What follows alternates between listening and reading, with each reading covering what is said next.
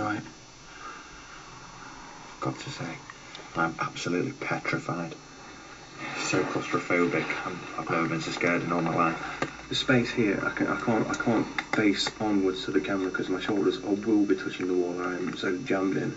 Well, can you get around there? Yeah, I'm going to go. Okay. Come on, Rick. Face this way with me, mate. Just the corner.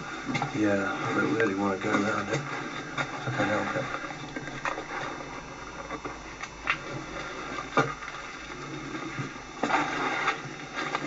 Then you get the feeling you're being watched. Yeah, well, let's go. Is it again very thin? Yeah. Alright, Phil. How you feeling? Nervous now. Yeah? Yeah. Why? I just am. I can feel your legs shaking, Phil. Sorry, mate. Are you shaking? Yeah, I'm shaking like a leaf, mate. I can hear it in your voice. It's not that, it's like there's nowhere to run. I know, that's the security. It's one way in and Don't one way panic, out. alright? I'm not going to do panic. well so far. We've panicked, but we've stayed here. During the investigation, our crew did split up to cover the building and the grounds, but unfortunately, very little happened. It did strike us that a lot of strange activity was centred in the tunnel, and no one, even Derek, understood why.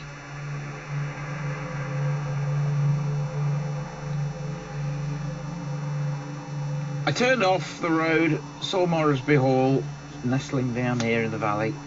A bit bleak, a little bit ominous. I thought, yeah, this looks good. What can I say? Derek came up with some fantastic information, all spot on as usual. The thing that I was most impressed with about Derek was the fact that he came up with the 3 skeletons that were found buried near the fireplace in the main reception. Everything he said, there was me standing very close by listening, nodding my head all the time. Everything true, everything right. The rest of the investigation was a little bit slow.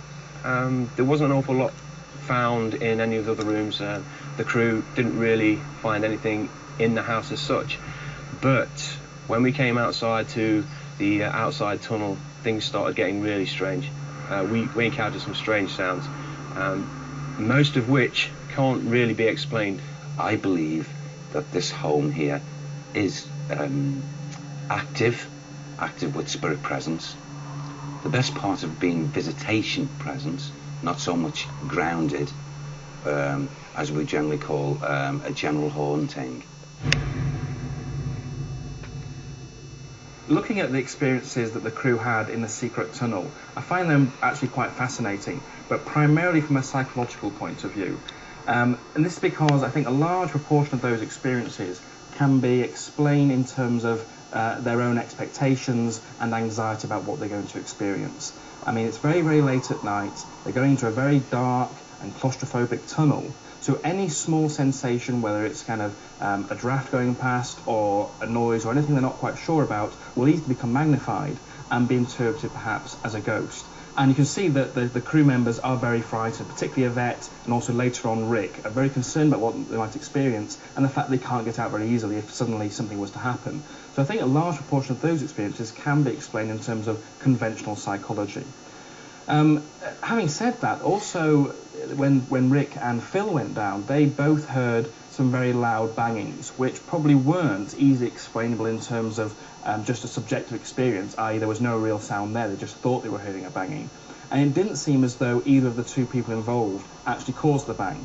So you're left there with, you know, a loud noise, which at the time they found was quite worrying, quite frightening. But all you're left with really is a bang with an unknown source. Well, an interesting night was had by myself and some members of the Most Haunted crew. Until the next time, sleep tight.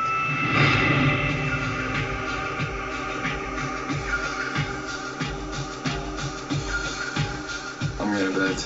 I'm home to bed.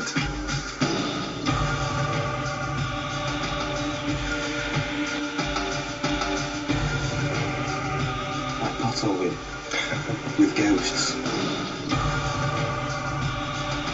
Most haunted potholing. Coming soon to TV near you.